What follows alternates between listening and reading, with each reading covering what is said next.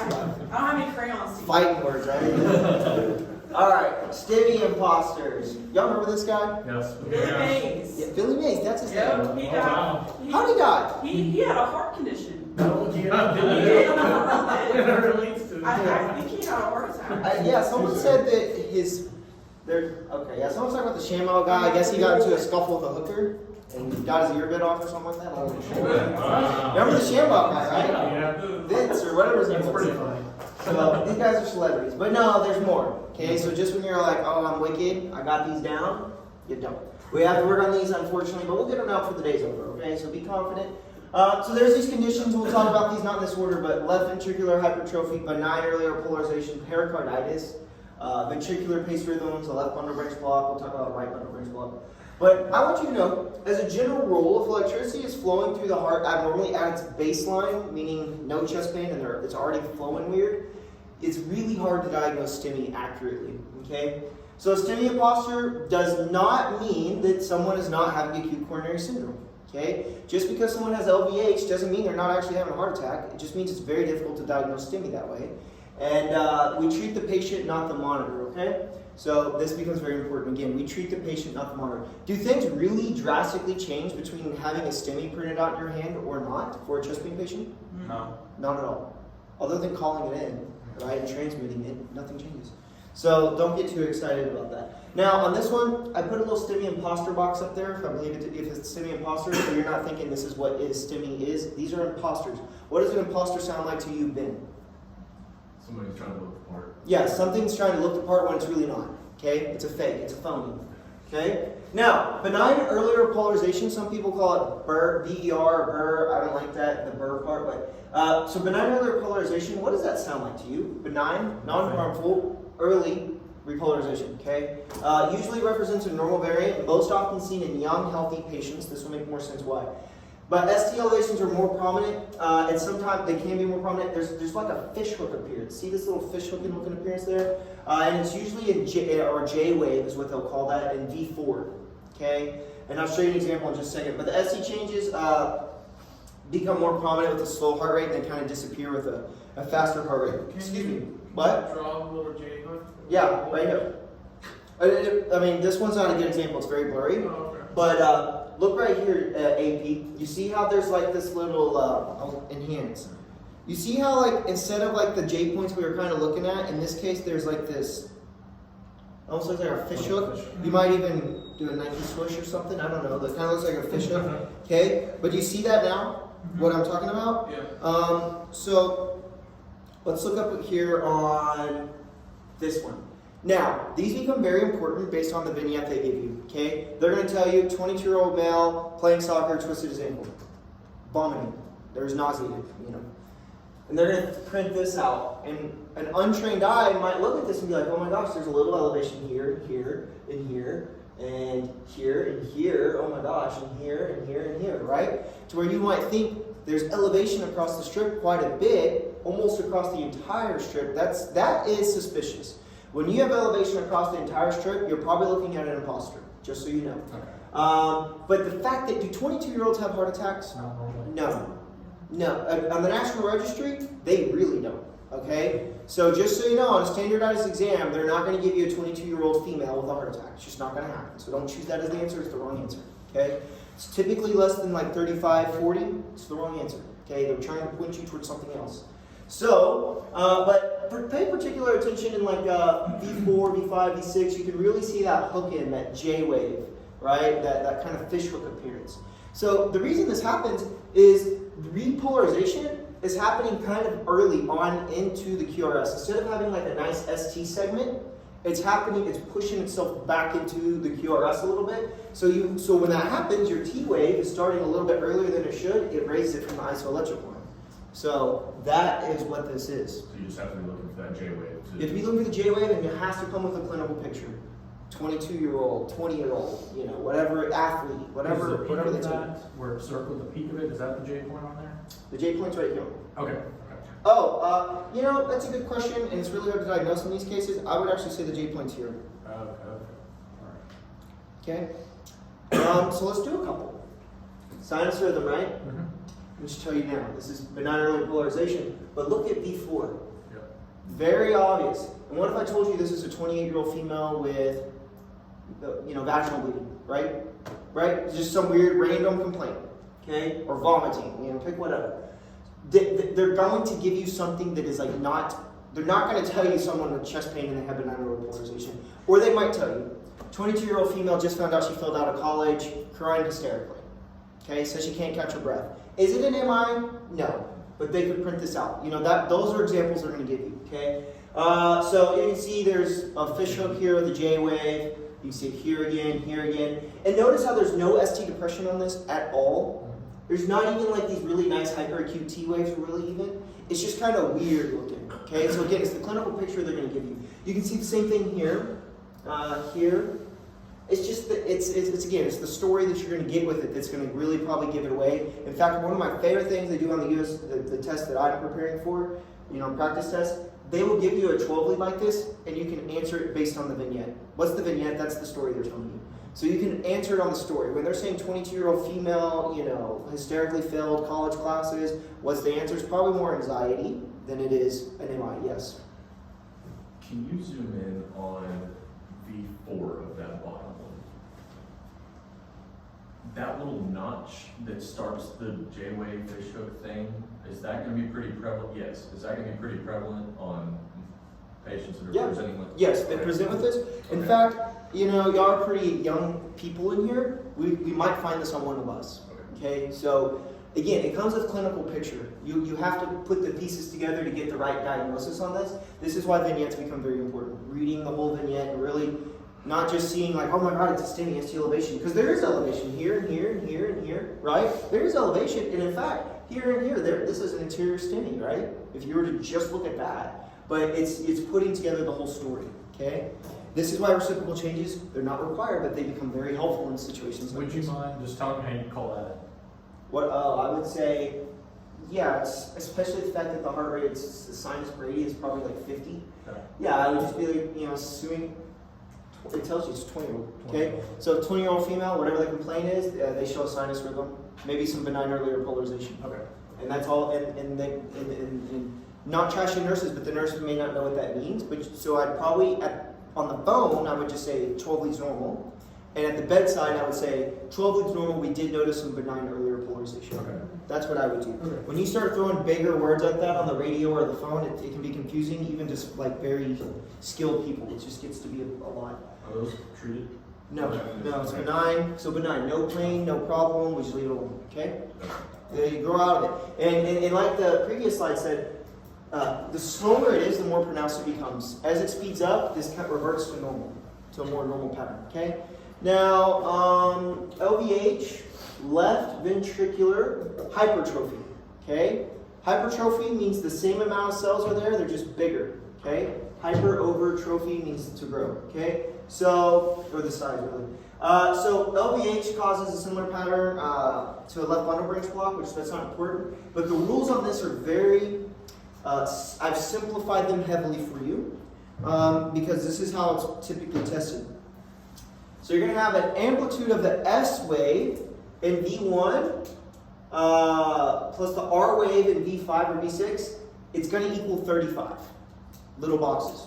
I know that sounds like a lot, but I'm going to come back to this in just a second. Just realize what happens is the left ventricle should not look like this, okay? This is very thick. What causes left ventricular hypertrophy?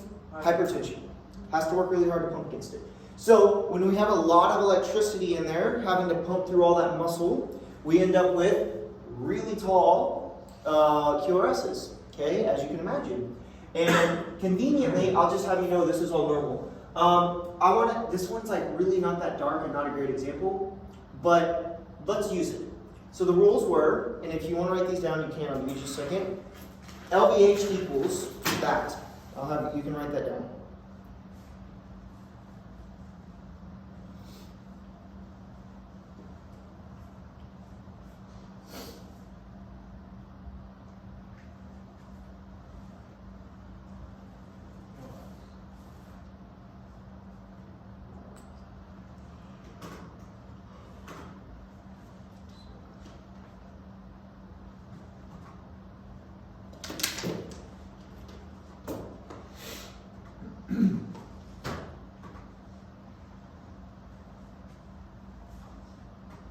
All right. You got that down? Good? All right. So let's look at V1. Okay? I'm just going to zoom in on this, and I agree it's not the best picture, but we can work through it. So we're going to count the R wave, which is the downward deflection. So we're going to go 1, that's the S wave, I'm sorry. The S wave is the downward deflection. 1, or get it together. 5, 10, 15, 20, 21, 22, 23, 24. Does everybody see how I got that number? Yeah. All right, just count in little boxes. It's easy. Okay, so we have 24 here. You have to measure into the next. Yeah, so you got to measure this whole wave. The wave looks like this, and I know it's hard to see, but it goes down to here. Okay. That's how I got that 24, okay? Okay. It's more easy when it's like In your face. blown up on here. Okay. All right, now these 5 or 6, which one's bigger?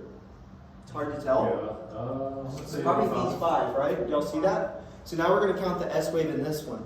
So isoelectric lines here. So let's go 5, 10, 15, 20, 25, 26, 27, 28, 29, 30.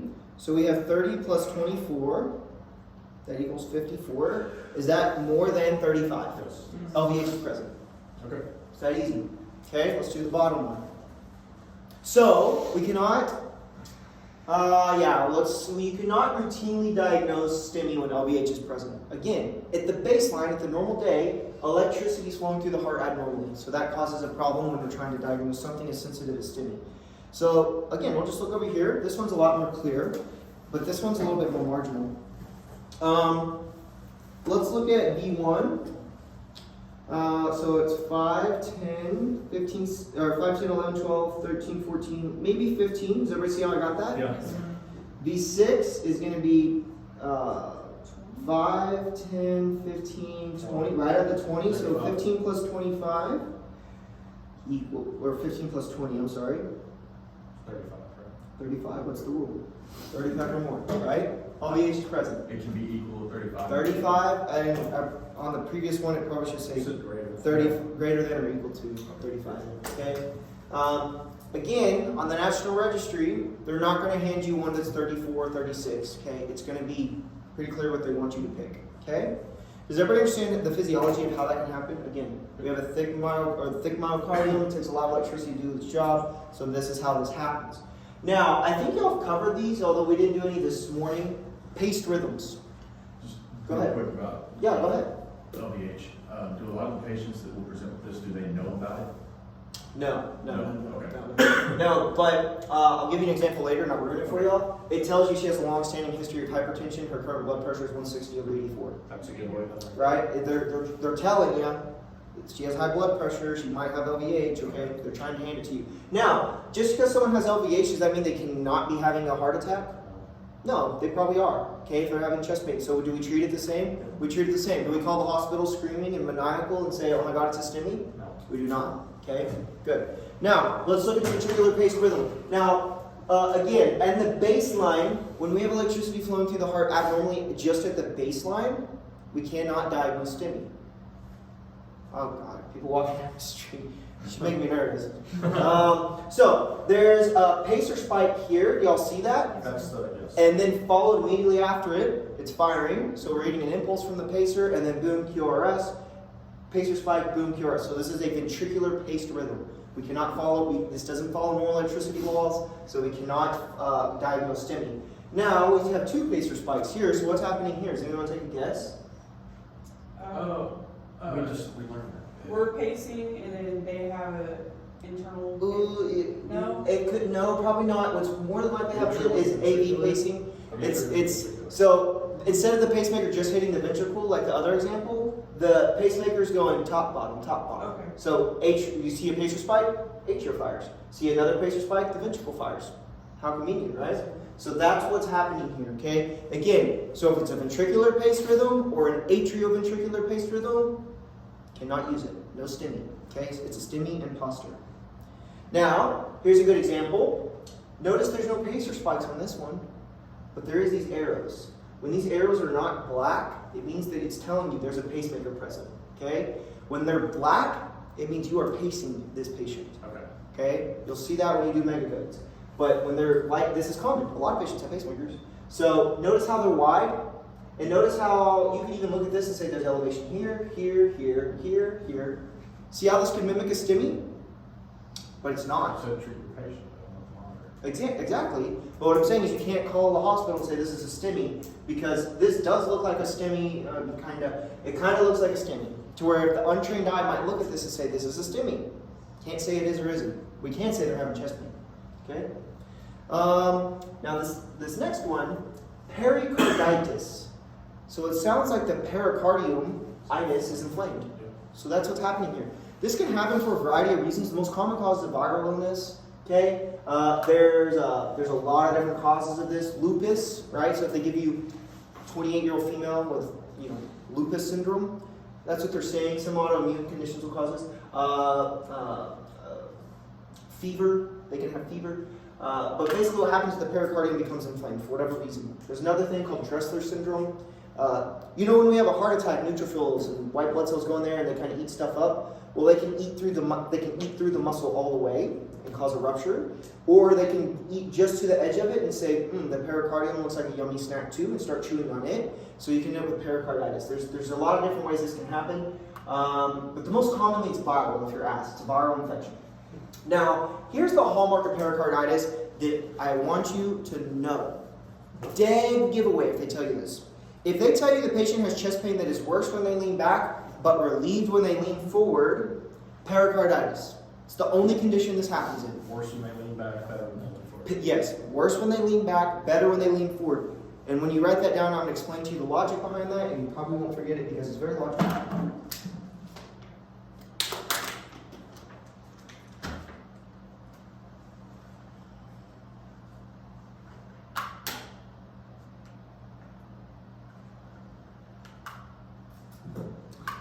Okay, so chest pain that is worse when we lean back. What happens when we lean back and lay flat? Your heart is rubbing on the pericardium. Remember, the pericardium has some lubricating fluid to allow it to rub. Okay, but when it's not there, it hurts. It causes pain, especially the heart. Now, interestingly, when we lean forward, our heart's kind of suspended to where it's not rubbing as much. So the hallmark is they'll tell you patient has chest pain that's relieved when leaning forward. Patient walks into your ambulance while leaning forward. They're gonna give that to you. Patient's gonna be leaning forward always, and that may be all they give you. Patient short of breath. Patient has chest pain not relieved by nitro. It could be an older person even in their 70s, 80s. And the only thing they will tell you is patient, when they lean forward, chest pain is relieved. It is a true clinical sign. It's almost pathognomonic. Like, it's specific to this, pericarditis. Now, what happens is the EKG may not make sense, for lack of a better word. You're going to see like these ST elevations and depressions and patterns that don't quite make sense. And with the clinical picture of when they lean forward, it gets better. Okay? Now, pericarditis is a diagnosis of exclusion. What does that mean? That means we have to go through everything and say, it's not this, it's not this, it's not this, it's not this, so it must be this. Do we still treat chest pain? We do. What's the risk of giving someone nitro with pericarditis? Not as great as not giving them nitro and they're having it in mind, right? So we have to weigh the risk versus reward on that. One other weird presentation that I just want you to be aware of, it's not greatly common, don't know if it'll be tested, but I want you to know. Patients can get a uremic pericarditis. So what happens is, like a dialysis patient, they're going to tell you, missed his last 5 dialysis appointments, and now he has chest pain that's relieved when leaning forward. We have this stuff called urea, right? Blood urea, nitrogen bun, right? It can accumulate in the pericardial sac, and that causes irritation. Crystals, literally. Crystals will form. Same thing with gout. It's the same thing in gout, okay? They're similar in gout. Just be aware, okay? And again, some autoimmune conditions like CREST or lupus, they have a propensity to cause pericarditis. And this is treated, like you said, like a chest pain protocol. You would treat it with chest pain protocol. I would be weary diagnosing pericarditis in the pre-hospital environment. Again, it's a diagnosis of exclusion, and we can't do a lot of exclusionary work. But let me tell you something. If your patient has chest pain that is rapidly reproduced by pushing on their chest with the back of your hand, that's leaning you more towards a musculoskeletal, right? Like a displaced rib or something to that effect. Same thing. When your patient is having chest pain that is greatly relieved just by leaning forward, you're really leaning towards pericarditis, especially on an exam. If they tell you the patient has chest pain relieved while moving forward, your brain needs to go, that's pericarditis, okay? Now, acute pericarditis, you'll notice on this one, there's just like these weird patterns. You have a little depression here, but elevation here, nothing here, a little here, but a lot there. It's kind of a pattern that just doesn't quite make sense. You could probably tilt your head enough and come up with a diagnosis on this, but that's what I'm saying. They're going to have to give you some back history on this. 44-year-old male, fever of 104, chest pain's relieved by leaning forward, okay? It's pericarditis. Now, ST segment, and again, STEMI, this is obvious, it's an inferior STEMI with lateral septal changes. Notice you tend to not have contiguous leads running together in pericarditis, so you might just have elevation, for example, here, but maybe not in these ones, but you have it here, but you have depression here, that doesn't quite make sense, okay? So again, in my words, not the textbook's words, in my words, it kind of doesn't make sense, pericarditis on the EKG, okay? Now, this is another example of pericarditis. You'll notice there's pretty much just widespread ST elevation, right? When you see widespread ST elevation in the presence of fever or chest pain that's relieved while leaning forward, pericarditis, okay? Now, what if no, I'm not talking about that. All right. Y'all good at this? Y'all good at pericarditis? You understand how this could happen? Good. We're almost done. I know this is tiring, but we're almost done. We're about 20 minutes, and then we'll take a break, and then we'll do some practice. So, hyperkalemia. This is a STEMI imposter. What does the word hyperkalemia mean, AP? A lot of potassium. Good. It's literally what it means. Too much potassium, okay? Why do they use the word K? Because it's what it is on the periodic table. Okay, it's weird. I don't know who came up with that. They did. So, the hallmark of this is you're going to see peak T waves, and I probably should have added in my PowerPoint, and small P waves. How convenient, okay? Because where else do we see peak T waves or hyperacute T waves? Ischemia, all right. So this can be a STEMI imposter, okay? Now, let's look at this real quick. I want you to know the normal level of 3.5 to 5, in most places. So when it's elevated, you see how this P wave's like relatively flat and small? Yep. And the T wave's obviously tinted. It almost looks like if you sit on that, that might hurt. Okay? That's kind of they're peaked, like a mountain peak. Now, as your potassium goes up, you will have no P wave and even more drastic P waves. And as it gets very severe, you will have no P waves and a widening of your QRS. I'm going to show you some 12-lead examples of this, but this becomes rather lethal. In fact, fun fact, how do we kill inmates in the state of Texas? Potassium. Potassium. We give them a bunch of potassium and it just asystole, done, completely, over. So it overwhelms the sodium potassium pump and they just die, okay? And we give them some sedation and stuff like that. But just so you're aware, that's how we do this. We kill inmates that way. Not we, not me, but the state of Texas. So let's talk about some things in the vignette that might give away hyperkalemia. What are some causes of hyperkalemia? Does anyone want to guess? That's a lot of bananas, but sure, bananas are rich in potassium. How about a condition known as diabetic ketoacidosis? Oh, yeah. Do we know that insulin pushes potassium into the cells? There's also another drug in our ambulance that does that. It's albuterol. Pushes potassium into the cells. So if we have this cell, right, and we know that potassium loves to be inside the cell, but in this case, there's some outside the cell, and there's no insulin to push it in, this is what happens. Potassium starts to gather outside the cell across the gradient. So what happens is, this is interesting, I don't know if y'all can see this right here, but what's interesting is you end up with a lot of potassium in your serum floating around in your blood, but your cells are they're depleted of potassium. They can't get in though. Can't get in. But it doesn't matter. Remember that whole gradient thing I was talking about? Where does potassium shift? It's in repolarization. Is it coincidental that the pathology we're seeing here involves the T-wave repolarization, right? It's not by chance. So this is the hallmark of this. Now, examples that are going to be dead giveaways of hyperkalemia, dialysis patients. Their electrolytes get jacked. Perhaps someone severely dehydrated, that would be rather extreme, but you could be aware. A good one. Diuretic abuse, specifically spirulactone, right? There's a certain one that will cause an increase in your potassium, but the common one they're probably going to spoon feed you, DKA. DKA equals high potassium in the serum but low potassium in the cells. So it's this very weird paradox where you got to kind of flush them out, and then you got to add potassium several hours later. Now, here's a question: how do you make sweet tea not so sweet? You dilute it. You add some water. You add some tea. Same thing. We would give these patients fluid. It's the immediate treatment for it. Okay. You can also give them sodium bicarbonate and calcium gluconate, right? And that could kind of could kind of benefit this threshold, this gradient per se. Yes, AP. So hyperkalemia is peak T waves, but ischemia is inverted peak T waves.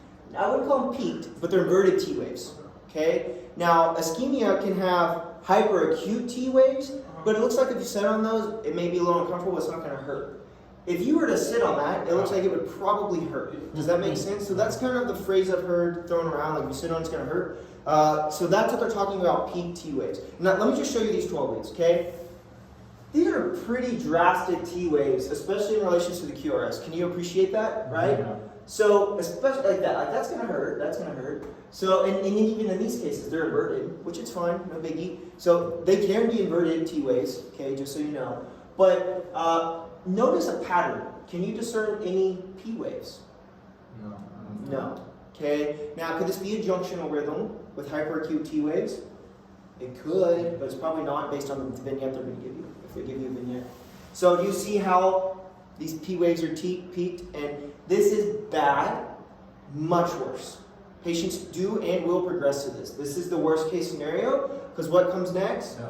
Ventricular arrhythmia, VTAC, torsades, VFib, asystole. Something bad is going to happen in this, okay? But you can appreciate how wide the QRS is getting, right? This is bad. This is very bad. So, this is bad. This is much worse. Yeah, and like I said, the classical vignettes to take home, DKA, dialysis patient, okay? It's missed dialysis, yes. So, I mean, going back to like the 6-second strips, doesn't this look like VTAC? No, the rate's too slow. Yeah, it's not close enough together. So let's someone get their phone out. So it's going to be 5, 10, 11, 12, 13, 5, 10, 11, 12, 13, 14, 15, 16.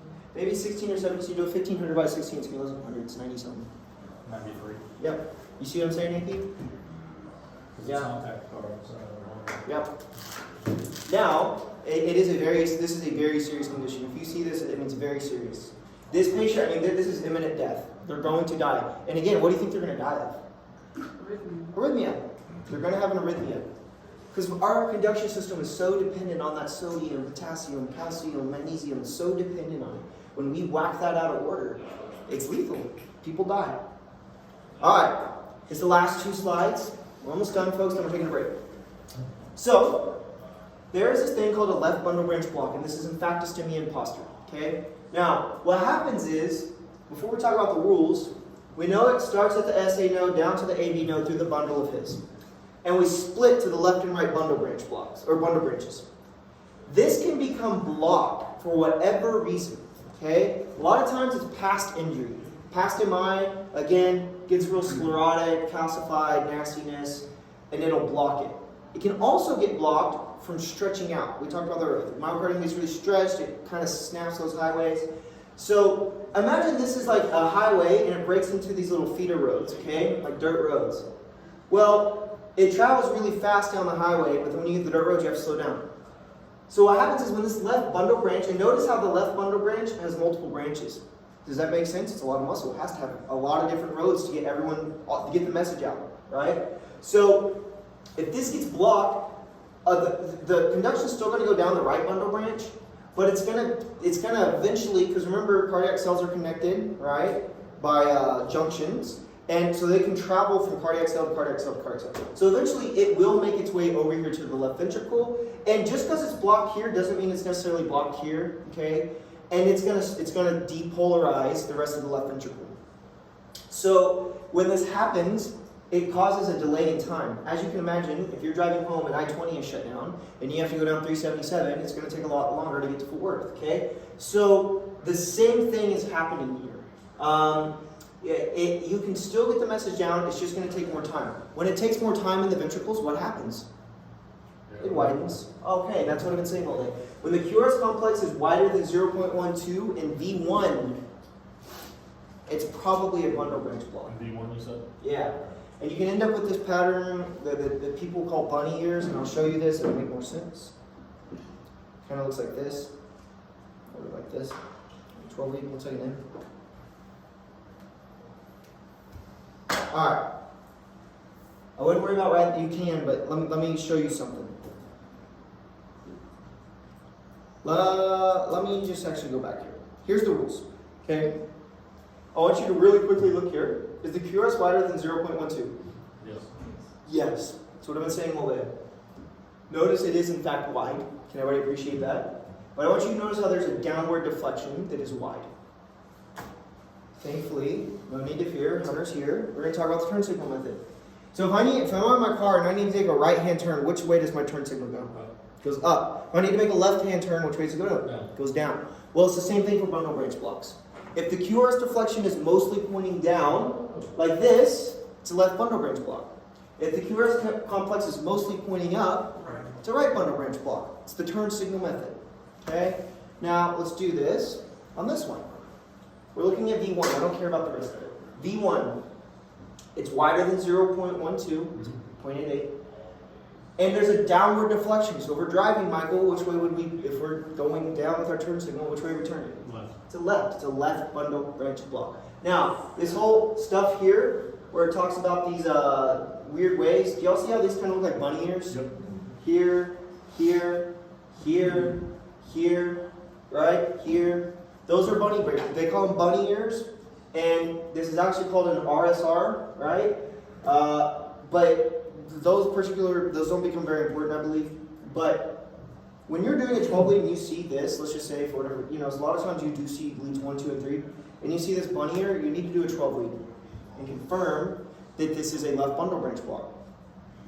Now, bundle branch blocks, if a bundle branch block is new onset, acute, it can be used as a STEMI, right? The problem is they're not new and acute mostly, and if they are, how are you going to prove it? Did they do a 12 lead yesterday? Probably not, right? So it's very difficult to use this pre-hospital to diagnose acute coronary syndrome. Does that make sense? We don't have a 12 lead from yesterday or last week to compare it to, especially in the back of an ambulance. So, and patients do not know if they have a bundle branch block 99% of the time. And if you can ask them, and you probably will in paramedic school, do you know if you have a bundle branch block? And they're like, no. Or, oh, my doctor says I have an irregular heartbeat. We're really talking about their AFib. So people typically, that's a big word, bundle branch block, it's very weird. So just know that this is very common in the vast majority of the world. It just happens. And these will rain on your parade when you're like, ooh, this is going to be a STEMI, because you see this in lead 1 or 2, and you throw them on the monitor and you're like, it's a bundle branch, you can't diagnose it. Yes? Are the notches, bunny ears, are those only specific to left? Nope, it's in the right, I'll show you. Okay? And you wonder why these bunny ears are here? I'll show you. It's because electricity, instead of just going down, it's having to zigzag to get around it. And that's why you're seeing those zigzags. Okay? Everybody good with, let's just do this one real quick. This is wide. And which way is it pointing, Jesse? Down. Down, so it is what type of bundle branch? Left. Yeah. Do you see, even here, there's kind of a little bit of a bunny ear. Here there definitely is, here there is, here there is. Right? It's having to zigzag to get around this roadblock. So, V1, this is why it's important. Lead 2 is our favorite lead. So, V5, that was random, but who am I? So, now, we talked about left bundle branch blocks. Now, and again, in the presence of a left bundle branch block, you cannot diagnose STEMI. You cannot, don't listen to anyone else. You cannot diagnose STEMI in the presence of a left bundle branch block. The only exception, which some of you may have heard of, is Scarbosa criteria, right?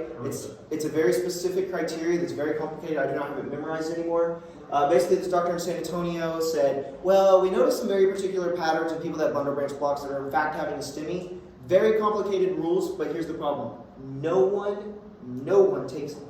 So no one if you call and say, oh, I got a Scarbosa criteria positive, here's the points, you get points.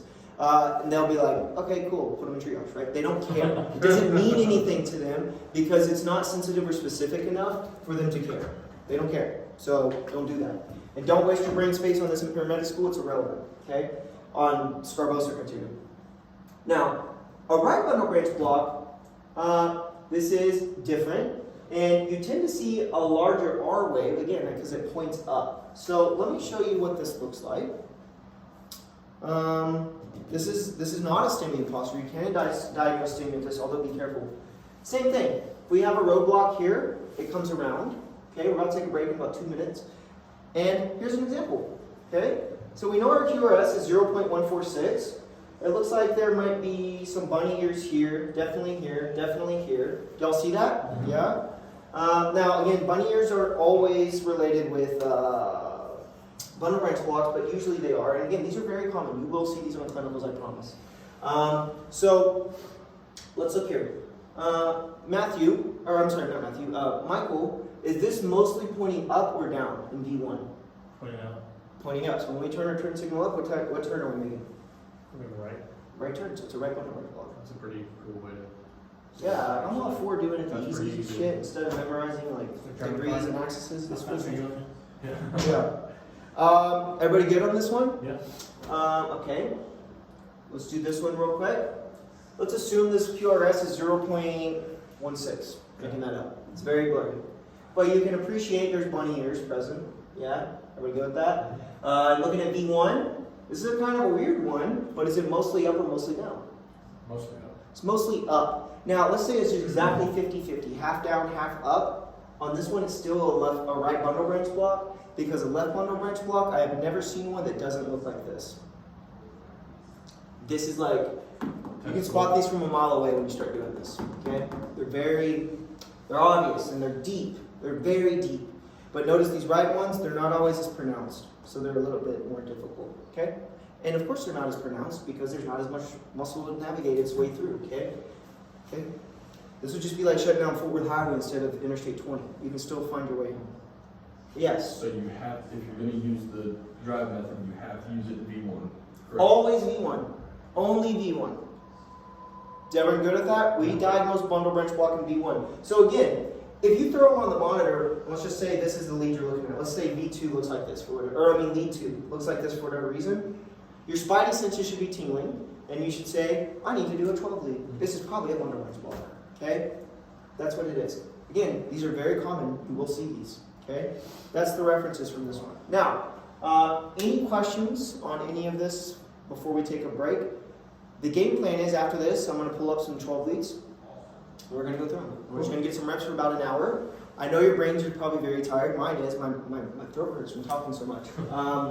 And then we will do that for an hour. And what time is it? 3:13. Let's meet back here at 3:25.